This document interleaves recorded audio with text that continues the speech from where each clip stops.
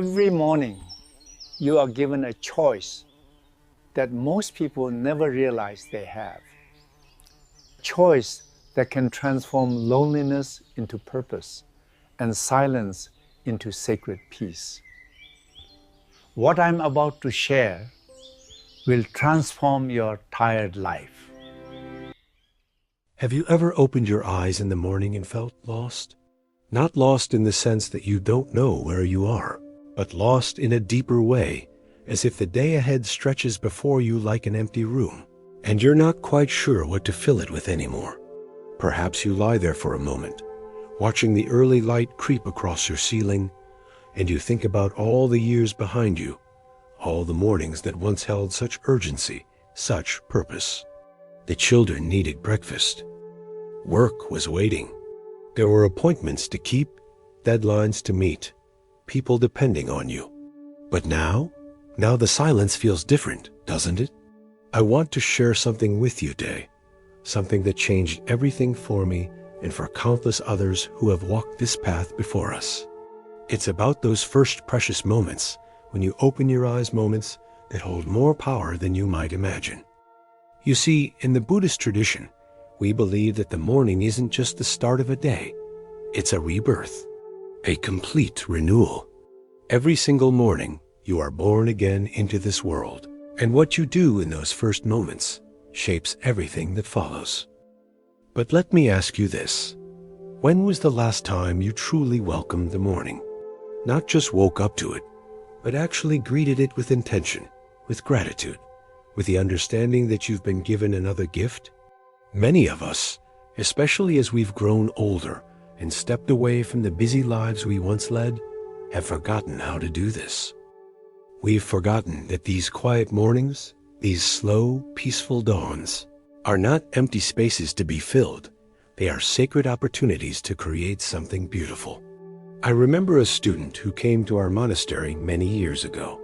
Her name was Margaret, and she was 73 years old. She had recently lost her husband of 50 years, and her children had moved to different states. She told me that every morning felt like a weight pressing down on her chest. What's the point? She would ask herself as she lay in bed. Who needs me anymore?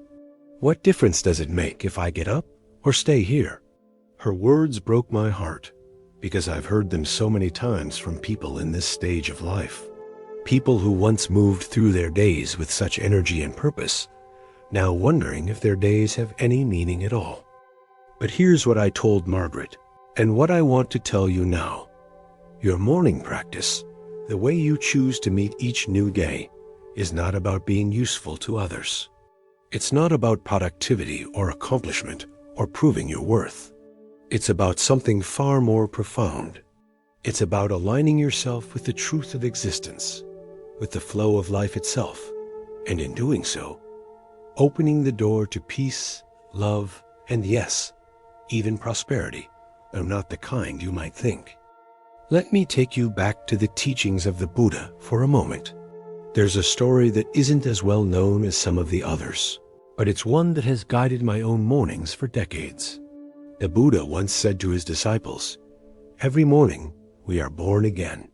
What we do today matters most." Think about that. What we do today matters most. Not yesterday with all its regrets and missed opportunities. Not tomorrow with all its anxieties and unknowns. Today. This day. And more specifically, this morning, because that is where today begins. In the Buddhist understanding of existence, we are constantly in a state of becoming. You are not a fixed thing, unchangeable and set in stone. You are a river, always flowing, always moving, always capable of changing direction. And the morning is when the river is most fresh, most pure, most receptive to the course you wish to set. So what does it mean to have a Buddhist morning practice? What does it look like, feel like, sound like? Let me walk with you through this, step by gentle step, as if we were sitting together in a quiet garden at dawn, watching the world wake up around us. The very first thing, and please, hear me on this, the very first thing is to meet your awakening with awareness. This sounds simple, but in our modern world, it has become revolutionary. Most people reach for their phones before their eyes are fully open. They check messages, news, emails, scrolling through other people's lives and the world's chaos before they've even said good morning to themselves. What they're doing, though they don't realize it, is filling their fresh, pure consciousness with noise before they've had a chance to simply be. Instead, try this. Tomorrow morning, when you first open your eyes, before you move, before you think about your aches and pains or your to-do list or anything at all, just notice. Notice that you are breathing. Feel your chest rise and fall. Feel the air moving in and out of your body. This is not just breathing. This is life itself, flowing through you. You didn't have to earn this breath. You didn't have to achieve anything to deserve it. It was given to you freely, as it has been given to you every night as you slept, thousands of times over. Place your hand on your heart. Feel it beating there, steady and strong. This heart has been beating for you for 60, 70, 80 years or more. It has never stopped working for you, never taken a vacation, never said, "I'm too tired today." It has loved you unconditionally, keeping you alive through every joy and every sorrow. Don't you think that deserves a moment of recognition? A moment of gratitude? This is where the Buddhist morning truly begins, with gratitude. Not gratitude for things you have or things you've accomplished, but gratitude for existence itself. Gratitude for this new day, this new opportunity, this new birth that you've been given. And when you start your day from this place, everything shifts. The heaviness begins to lift. The question of what's the point starts to answer itself, because the point is this moment, right here, right now, where you are alive and aware and connected to the great mystery of being. But let me tell you what Margaret said to me when I first suggested this practice. She looked at me with tears in her eyes and said, "But what if I don't feel grateful? What if I wake up and all I feel is alone and sad and old?" This is such an honest, human question, and it deserves an honest answer. The Buddha never taught us to pretend. He never said to fake feelings we don't have, or to paste on a smile when our hearts are breaking. What he taught is something much more real, much more workable. He taught that feelings are like weather. They come and they go. Sometimes the morning is sunny and bright, and gratitude flows easily. Sometimes the morning is gray and cloudy, and gratitude feels impossible. But here's the key. You don't have to feel grateful to practice gratitude. You simply acknowledge what is true. I am breathing. My heart is beating. I have opened my eyes to another day. These are facts, not feelings. And when you acknowledge these facts with gentle attention, something miraculous happens. The clouds begin to part, not all at once, but gradually, slowly, like the sun rising behind the morning mist.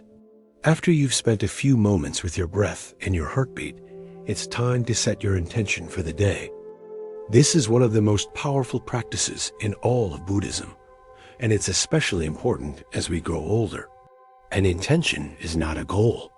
It's not, "I will do this," or "I will achieve that." An intention is a direction, a quality, a way of being that you wish to cultivate. It might be something like, "Today, I will meet whatever comes with an open heart." Or, "Today, I will look for the small beauties that surround me." Or, "Today, I will be gentle with myself and others." When Margaret came to see me after practicing for a few weeks, she told me about her intention. She said, "Every morning now, I set the intention to be a blessing. Not to do something impressive or important, just to be a blessing somehow, somewhere, to someone, even if it's just to the birds I feed or the checkout person at the grocery store."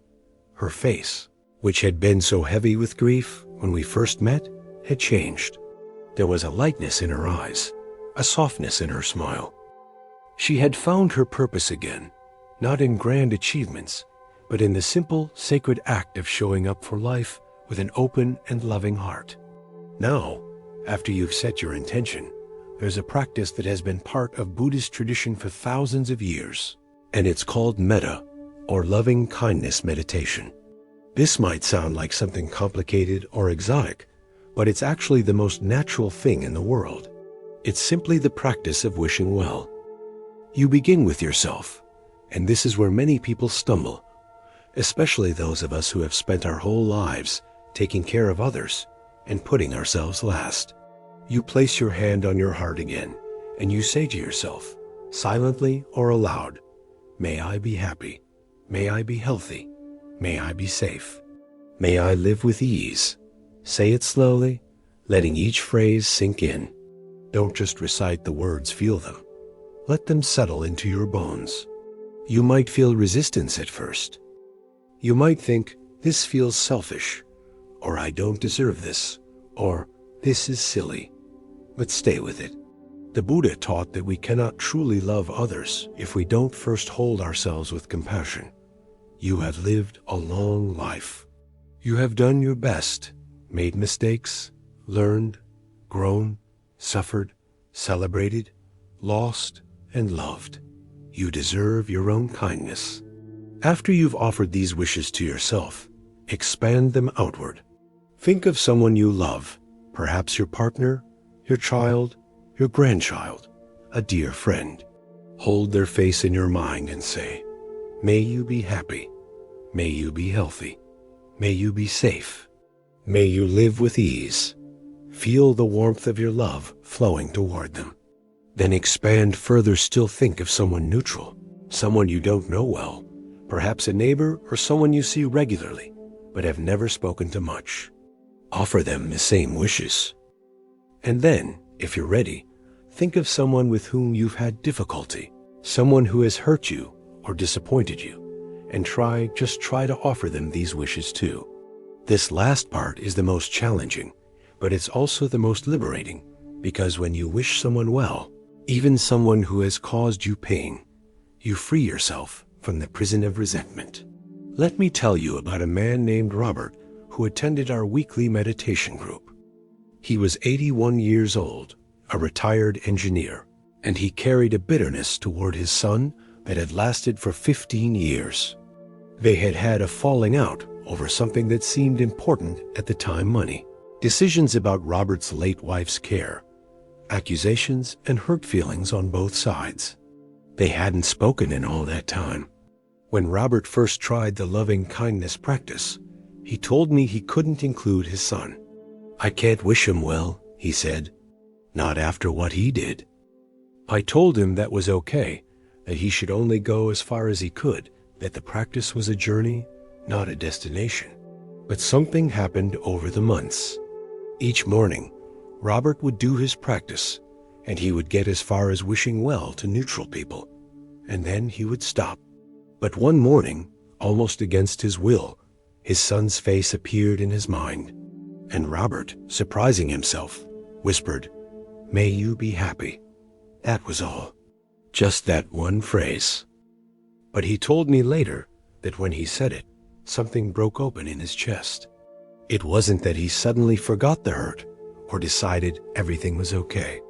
It was that he realized he didn't want to spend his remaining years, however many he had left, carrying this heavy stone of anger. Within a few weeks, he reached out to his son. They met for coffee. They didn't resolve everything in one conversation, but they began to build a bridge, one plank at a time. Robert told me with tears streaming down his face, "I almost missed this. I almost let my pride and hurt take away the chance to know my son again, to meet my grandchildren. The morning practice gave me the courage to let go."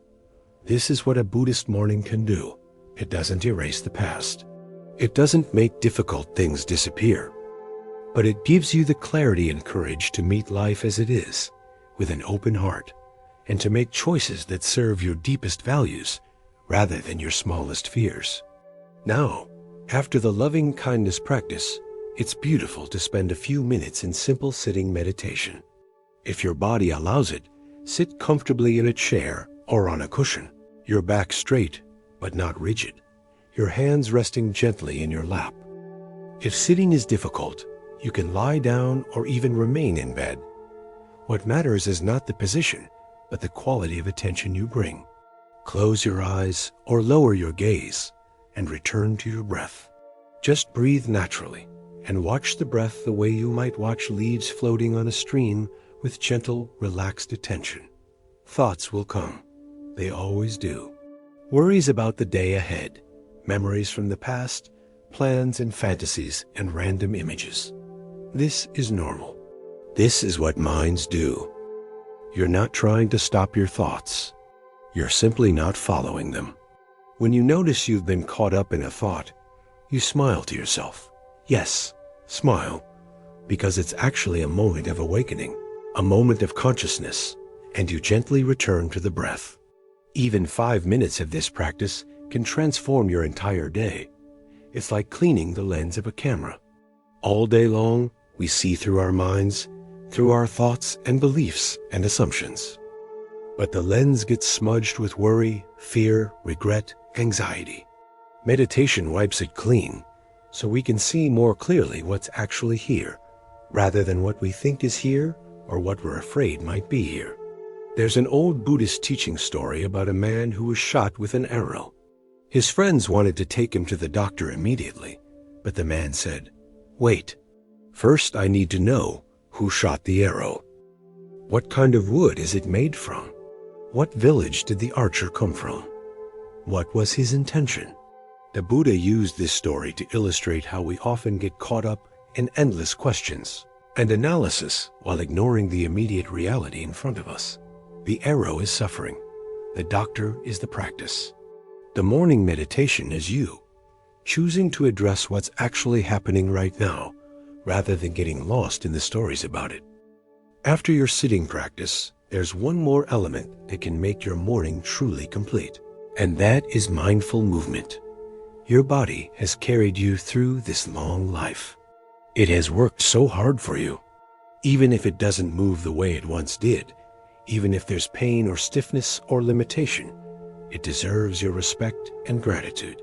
Stand up slowly, feeling your feet connect with the earth. Stretch gently, like a cat waking from sleep. Roll your shoulders. Turn your neck from side to side. Move the way your body wants to move, without forcing, without judging. If you're able, you might do some gentle yoga or Tai Chi. If not, simply walking slowly through your home, feeling each step, each movement is enough. The Buddha taught that the body and mind are not separate. They are one continuous experience. When you move your body with awareness, you are meditating. When you breathe consciously, you are praying. When you treat your physical form with kindness, you are practicing the deepest spirituality. There was a woman in our community named Helen who had severe arthritis. Some mornings, getting out of bed was an act of courage. She told me she used to wake up with dread, knowing that pain would be waiting for her. But after she began her morning practice, something shifted. She started to greet her body differently. Instead of cursing the pain, she would say, "Good morning, body. Thank you for another day. I know you're doing your best." She would move slowly, with great tenderness, as if she were caring for a beloved friend. And while the pain didn't disappear, her relationship with it changed. It was no longer her enemy. It was simply a condition, something to work with, to move around, to acknowledge without being defined by it. This is the wisdom of the Buddhist path, not to pretend that difficult things don't exist, but to change our relationship with them. Pain is part of aging. Loss is part of living. But suffering, the deep, existential suffering that makes us feel hopeless and alone, that's something we create with our minds, with our resistance to what is, with our belief that things should be different than they are. The morning practice teaches us, slowly and gently, to soften that resistance, to make peace with reality, and in doing so, to find a deeper kind of happiness that doesn't depend on everything being perfect. Now, I know what some of you might be thinking. This all sounds wonderful, but I'm not a monk. I don't live in a monastery. I have a regular life with interruptions and responsibilities, and bad days, and grief and loneliness. Can this practice really work for me? And my answer is, this practice is especially for you. It's not for people who have escaped from life. It's for people who are right in the middle of it, doing their best, carrying their burdens, loving and losing, and continuing on. The Buddha himself didn't teach his practices only to monks. He taught them to farmers and merchants and parents, and people who were sick and people who were grieving. He taught them to the elderly, including many who came to him saying, "Is it too late for me? I've lived my whole life without this wisdom. What can I do now?" And he always said the same thing. The best time to plant a tree was 20 years ago. The second best time is now. You are here now. You are reading these words now. You have woken up today, and tomorrow you will wake up again, and the day after that, however many tomorrows you are given. And each one of those mornings is a chance to practice, to begin again, to plant seeds of peace and love and clarity that will flower in ways you cannot predict. Let me tell you what happened to Margaret, the woman I mentioned earlier, who had lost her husband and felt that her life no longer had meaning. After 6 months of practicing her Buddhist morning routine, she called me one day with excitement in her voice. She had started volunteering at a local hospice, sitting with people who were dying, just being present with them, holding their hands, listening to their stories. She said, "I realized that all those mornings of practicing loving kindness, all that time spent learning to sit with my own pain and loneliness without running from it, it prepared me for this. I can sit with other people's fear and sadness now without trying to fix it or make it go away. I can just be there, fully present, and somehow that helps." She told me about a man she sat with in his final weeks, a man who had no family, no visitors.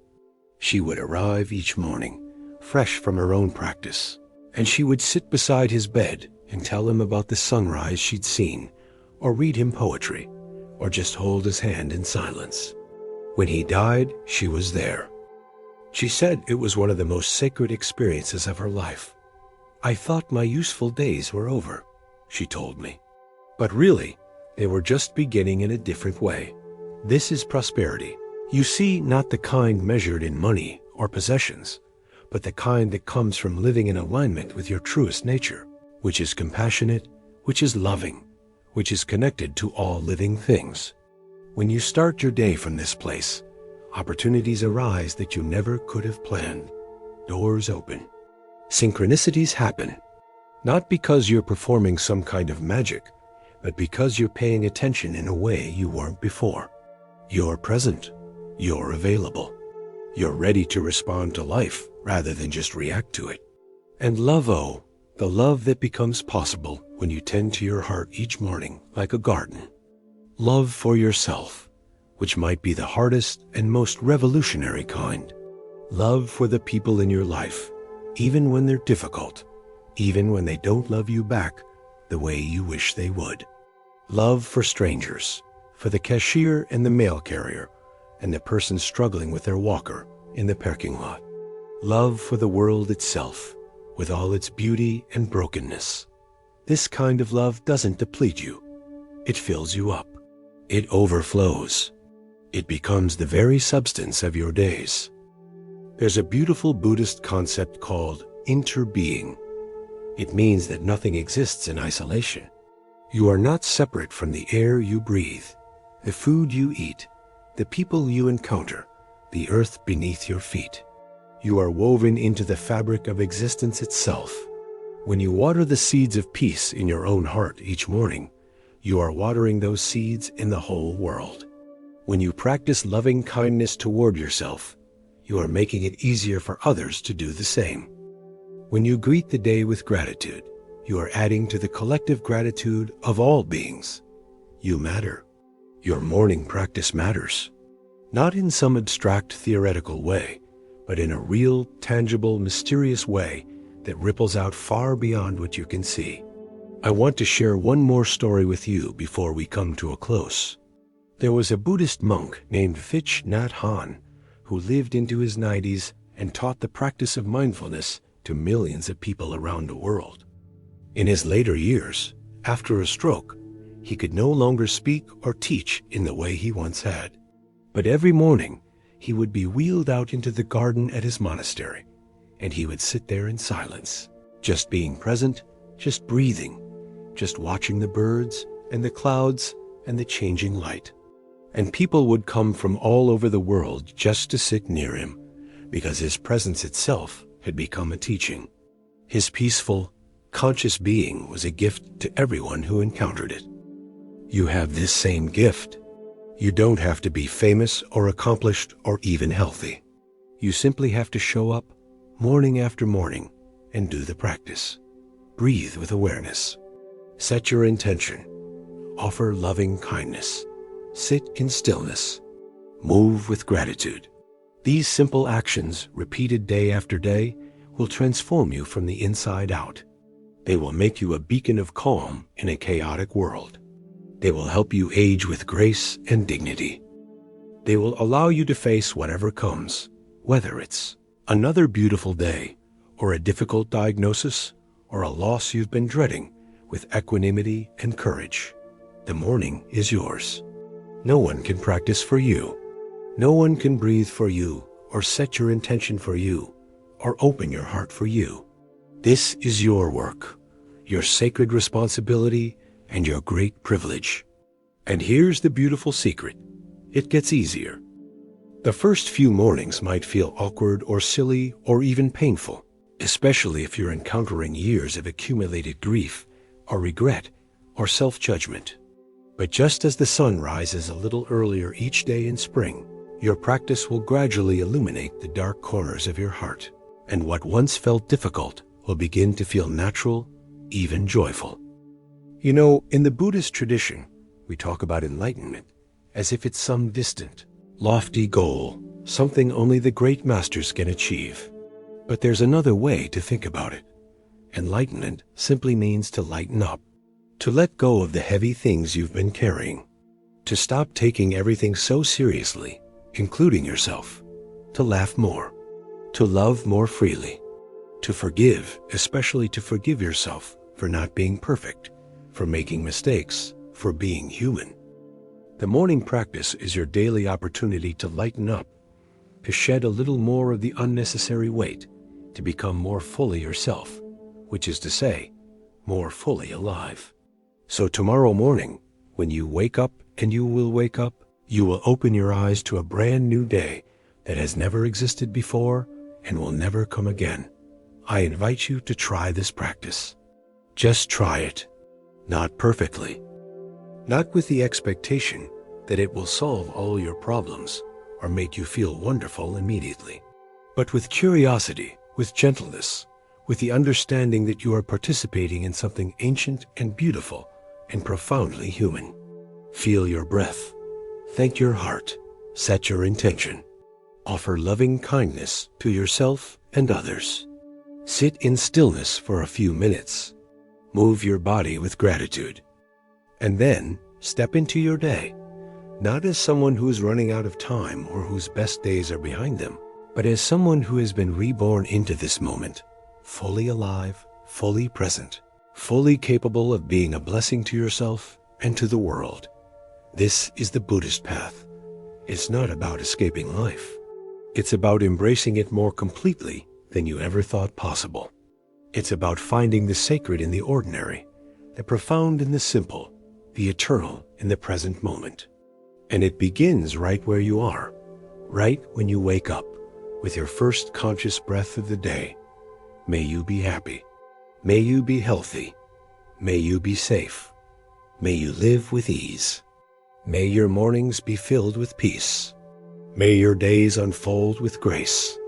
May your heart remain open, your mind remain clear, and your spirit remain unshakable, no matter what storms may come.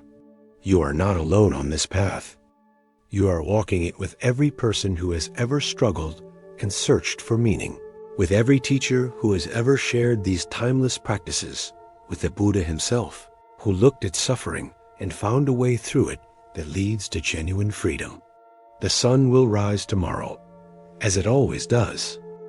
The question is, how will you greet it? What seeds will you plant in those first precious moments of awareness? What kind of day will you create, not through force or effort, but through the gentle, consistent practice of showing up, breathing, loving, and beginning again? The answer is yours to discover, one morning at a time, one breath at a time, one beautiful, unrepeatable day at a time. And I promise you this, if you tend to your mornings with the care and wisdom of these ancient practices, your days will bloom in ways that will surprise and delight you. Not every day will be easy, not every day will be happy, but every day will be yours, fully lived, fully met, fully honored. And that, dear friend, is the greatest prosperity of all. Sleep well tonight, knowing that tomorrow holds new possibilities. And when you wake, remember, you are being born again into a world that needs your peace, your kindness, and your awakened presence. The morning is waiting for you, like a faithful friend, ready to walk with you into the mystery and beauty of another day.